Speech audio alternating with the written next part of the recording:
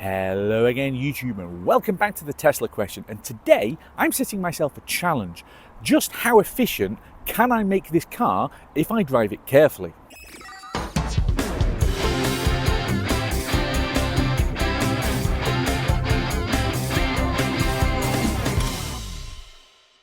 And I will admit, I do potentially have a secret weapon, which is at the moment, I am running these HaloBLK wheel discs. And yes, I think it is HaloBLK because there's some vowels missing from the description. But hey, there is a link in the description.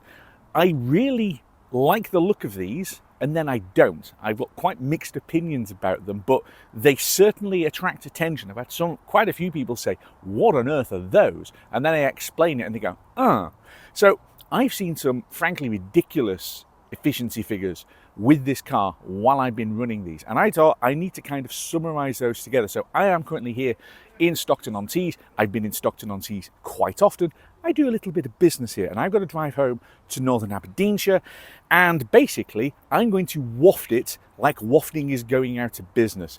If I gently drive the car on what is a reasonably sunny, it's not actually excessively warm, but it's nice, but on a decent day in decent weather, running wheel discs, Tesla Model Y long range, just how little energy can we sip?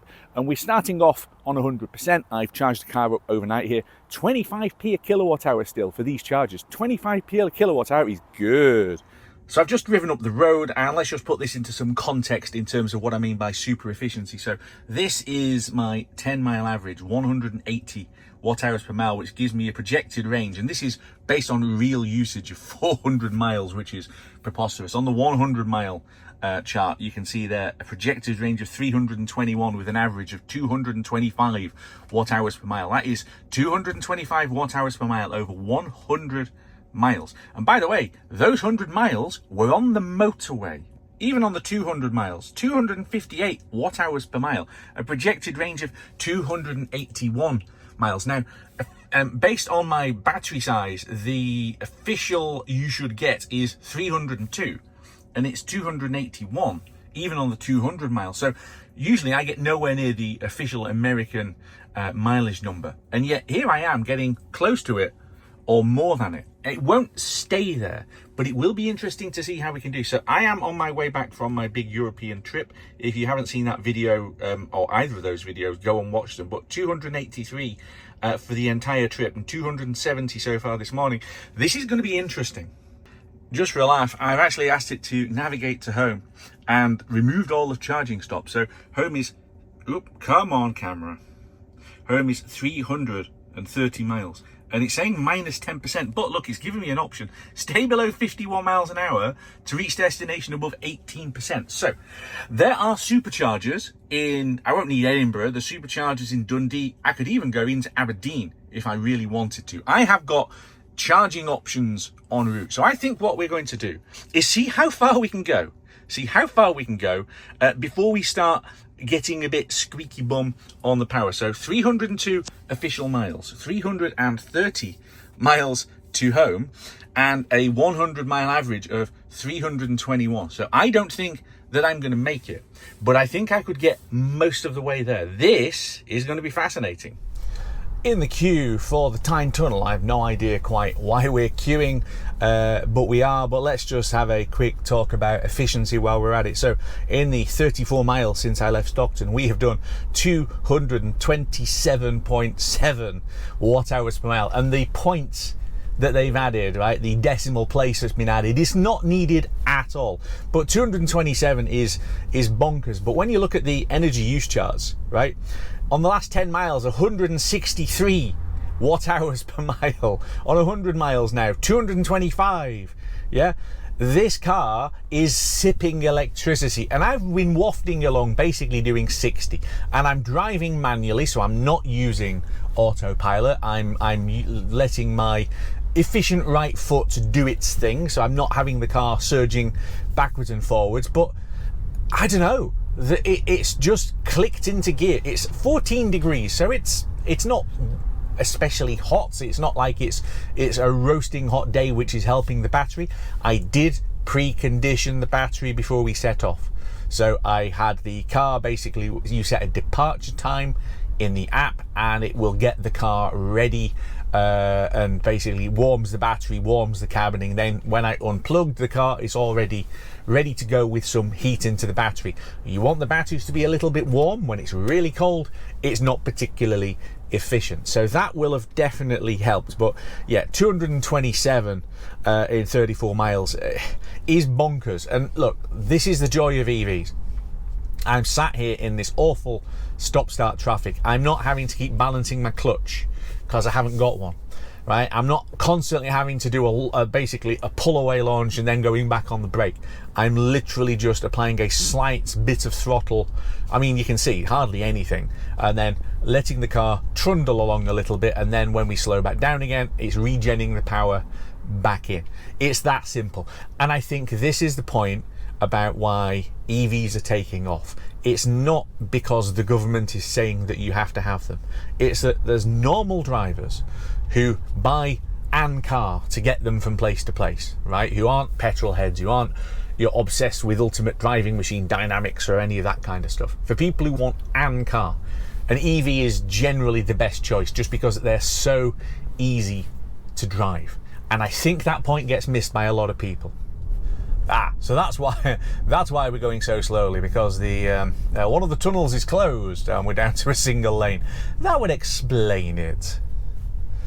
Oh dear. Anyway, queuing, despite everything I've just said, isn't actually good for efficiency. So my average has gone from I think 227 I was saying to 230, and the 10-mile average is now up to a shocking 161 watt hours per mile, which is terrible. Clearly it's burning so much power. It's just funny, it really is. Oh dear me. I think the reason why everything has to go slow is that this slalom from one tunnel into the other is a wee bit tight. I mean, this is the kind of thing where it's probably a good job I'm not trying to do this on autopilot, because it would probably have a bit of a freako and go, no, I can't do that. Never mind. I've just gone through 50 miles on this trip, and we're now averaging 237 watt hours per mile. And I'm doing 55 to 60. Okay, so this is currently a 70 miles an hour dual carriageway, and I'm doing truck speeds. Okay, and in not very long, this turns back into a single carriageway where it's a 60 miles an hour limit anyway. I'll be doing 55, 60, which is generally as fast as you can go. So I'm going slower than some traffic, but I'm not dawdling. So I've got 278 miles to run. But if I put the official mileage display up, it says 249 miles. So 249 versus 277 now.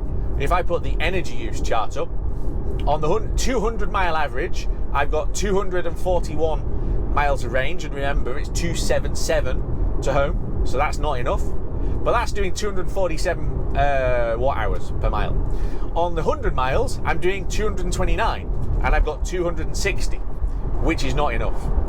On the 10 mile, I've got 284 miles of range, which is just about enough, and that's doing 210. So my target energy use, I need to be doing something like 200 watt hours per mile, right?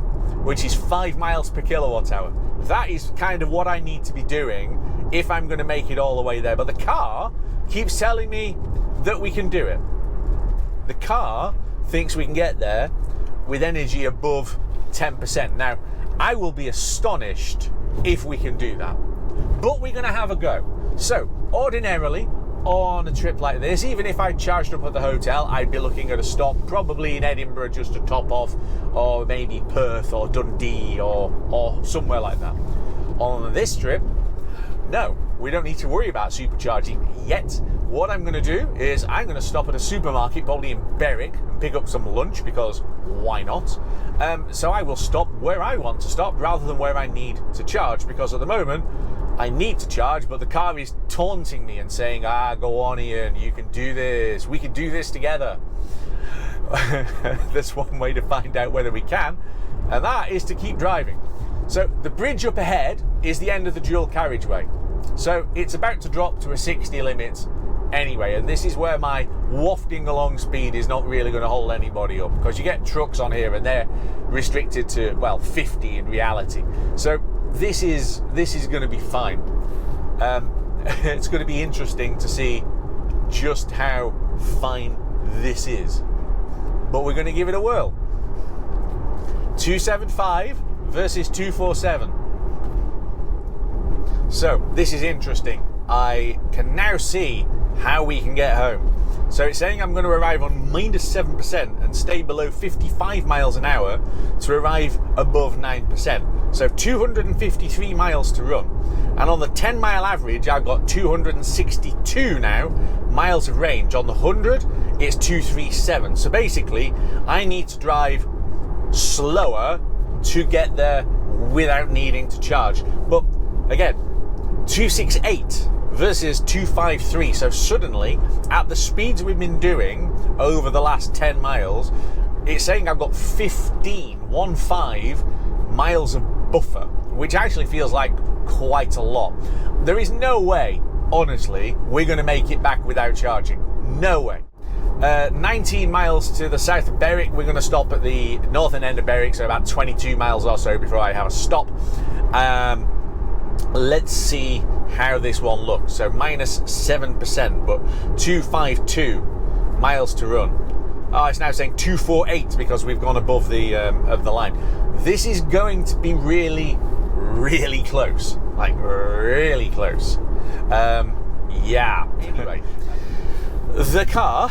I mean, on 10 miles, you know, we're doing a ridiculous rolling along this road, which is relatively flat. We are burning absurdly low amounts of energy. 100 mile, 235 miles of range, 237 to go. So hey, it's doable, right? If we can carry on like this, and again, I can cut some of the distance out by going through Aberdeen rather than round Aberdeen. It's doable, but the Aberdeen supercharger is my fallback go-to option. If I get there and it's like, I mean, I'm a little annoyed that the estimated range keeps going up, and I think it's because I'm going above its speed. But as I say, every mile that I'm doing is reducing my overall average. Every mile.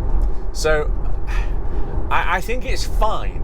But either way, we're going to keep trying. Let's see what happens. So we've just gone through 1/3 of the battery. We're on 104 miles since we set off. 228 watt hours per mile. So it's very efficient. But now we're entering Scotland. So first of all, yay. But secondly, I've still got quite a long way to go. 226 miles still to run. So we've done 104 on 1/3 of the battery. So if you double that up, you'd get 208, and there's 226 left to run. You see the point? It's close, but I actually don't think it's close enough. I think if I was within a couple of miles, I'd be able to do it. But it's not a couple of miles, is it? It's more like 20 miles. So I think what I'm going to do is, look, broadly, I can waft along this part of the A1 at these kind of speeds without any issues anyway. But when we get a bit further up, I might go a little bit faster, having effectively at that point gearing it up. It's saying I'm going to arrive on -16% at the moment. When it was showing -6, right, as it was, -6, you think, yeah, that is doable, I can make that up. But now that it's -16, 225 left to run, and an average range of 211 or 213. So I mean, again, I'm short of around 20 miles, and I just don't see how I can make that back up. Happily, I'm driving a Tesla, and there are plentiful superchargers, so who cares? Let's just enjoy the ride. We've just gone through 50% of the battery, and we're on 151 miles since we set off. So that gives you a full to empty range currently of 302 miles. Why is it trying to change lanes? I literally did you see that? I was doing nothing. It starts indicating by itself. What was that about? Anyway, that's the second time on this trip that enhanced autopilot has done weird things. So we're on 151 basically miles of range, and just to back that up, if you go on to the 200 miles, actually it says 161 or 165, and I've got 178 to run. So I've been saying this for a while. If you just take the half of the battery, I'm not going to make it by heading 25 or so miles, and according to the other one, more like 15 miles.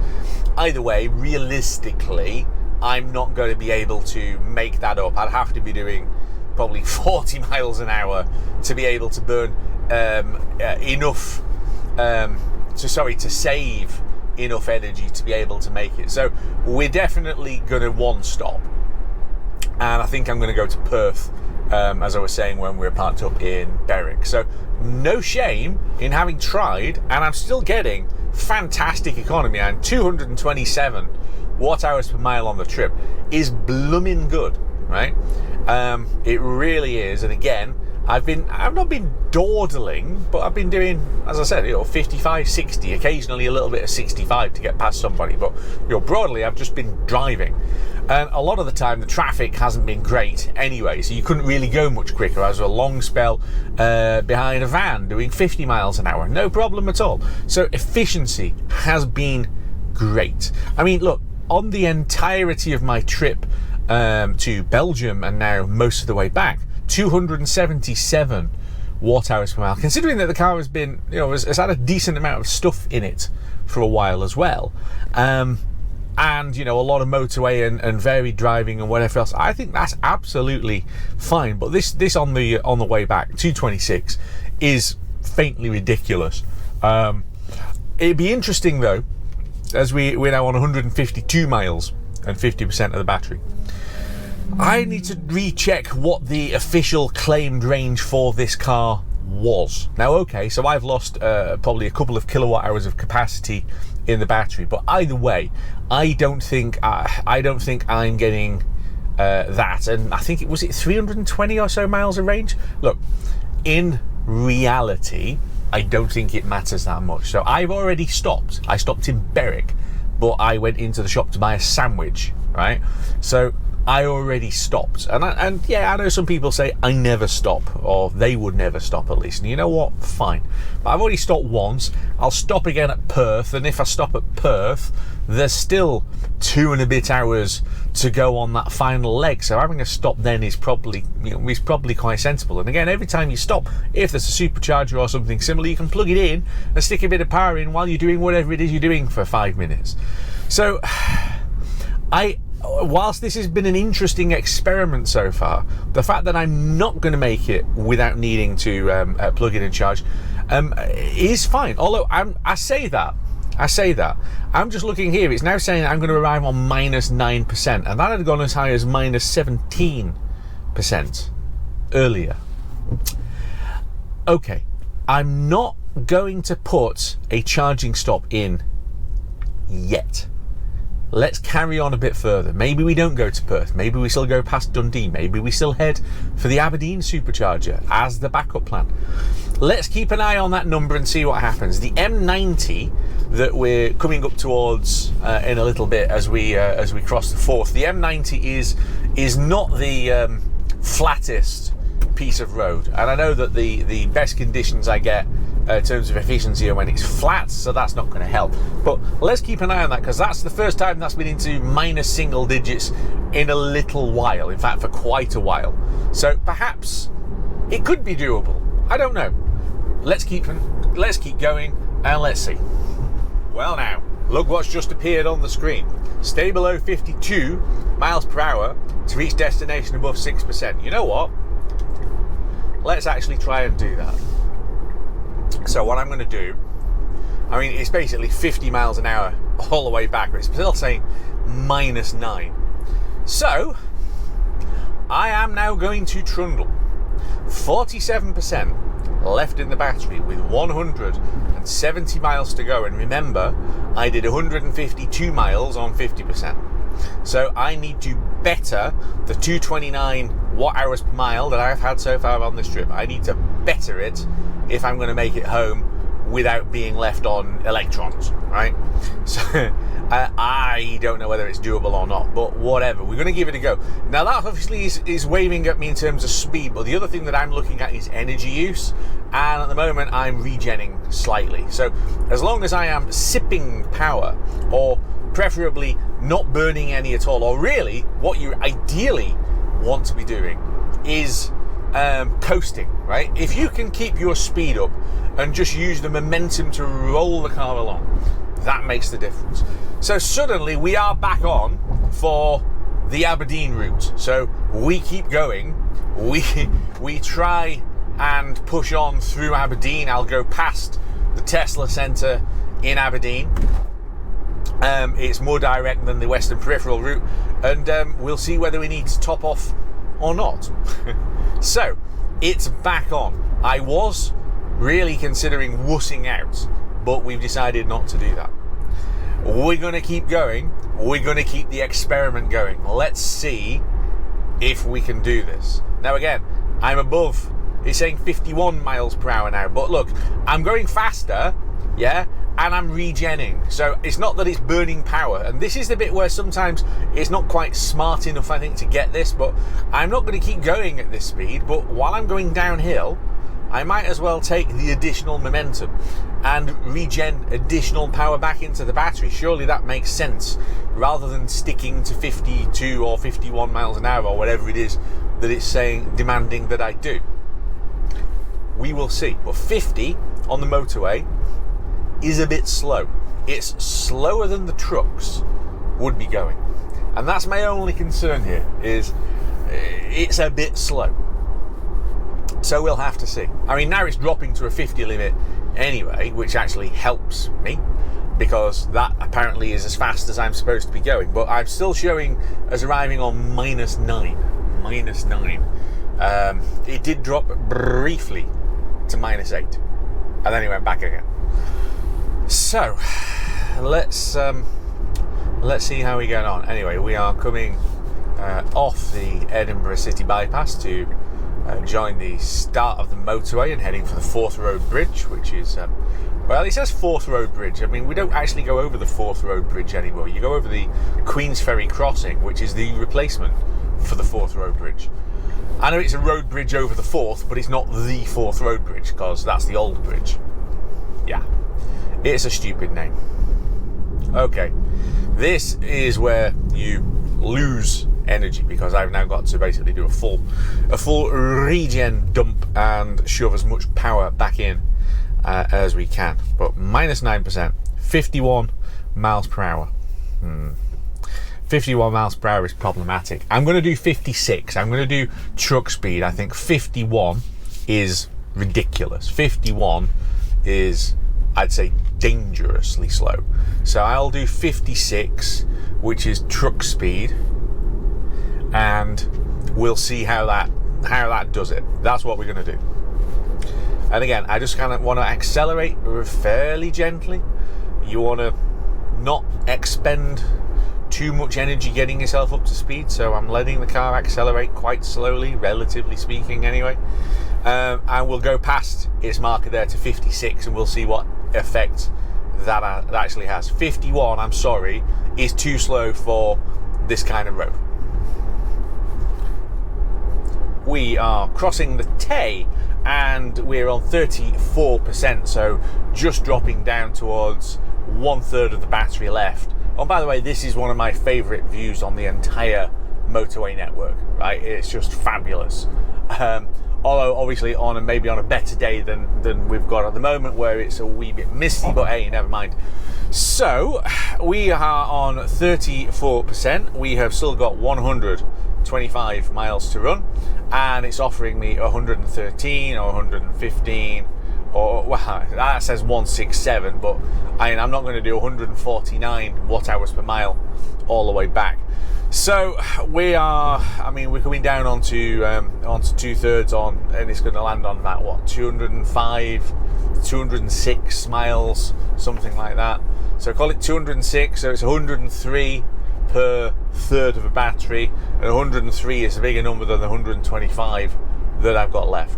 So I think that although it's still showing me -8, that there isn't actually a realistic route to be able to get me back without a stop. So we are going to add charging stops, and it will stop me at Perth, but it's now not at Perth, sorry. It's taking me to the Port Lethen one. No, I don't want to go to that one, but what I am going to do is we are going to go to, let's have a think about this. It says I'm going to arrive on Port Lethen on 7. Mind you, if I was going to do that, I might as well go to the Aberdeen Service Centre, but that looks actually quite busy. So what we're going to do is we're going to go to the one at Dundee.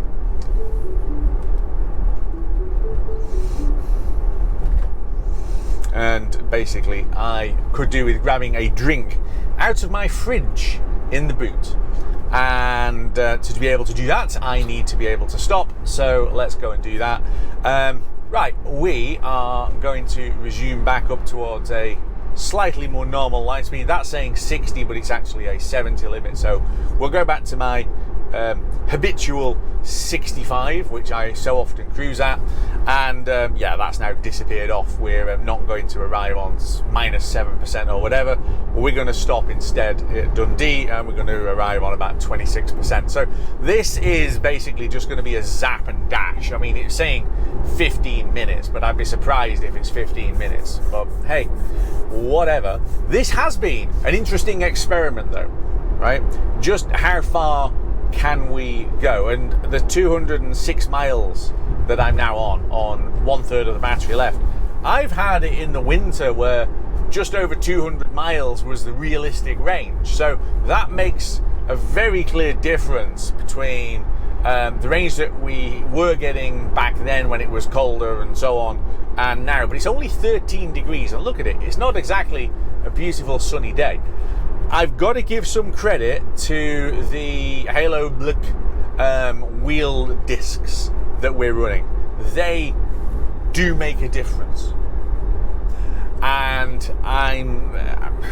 it's quite difficult to say how much of a difference, but my gut is maybe 5% or something like that. So of course the question is the way that they look worth 5% in the battery? And there is a point here though that you can get other designs to the ones that I got. I got the plain ones because that's what I thought would look quite cool, but there are branded and graphics options available, so go and have a look. The link's in the description. But I think it's time to pull out of this attempt to do it without a charging stop, because it's just too far, sadly. And it is sadly, it's just too far. And that is it. I think we'd describe that as a valiant effort. I had enough power to be able to get the car to Aberdeen, which from Teesside, without any kind of charging at all, that's a decent distance. So it just reinforces the point that you can travel an awful long way in these cars, but I really do think that the flush aero covers that I've got on the car are making a difference. Anyway, hope you've enjoyed. Don't forget to like and subscribe, hit the bell icon, and I will see you back here very soon on the Tesla Question.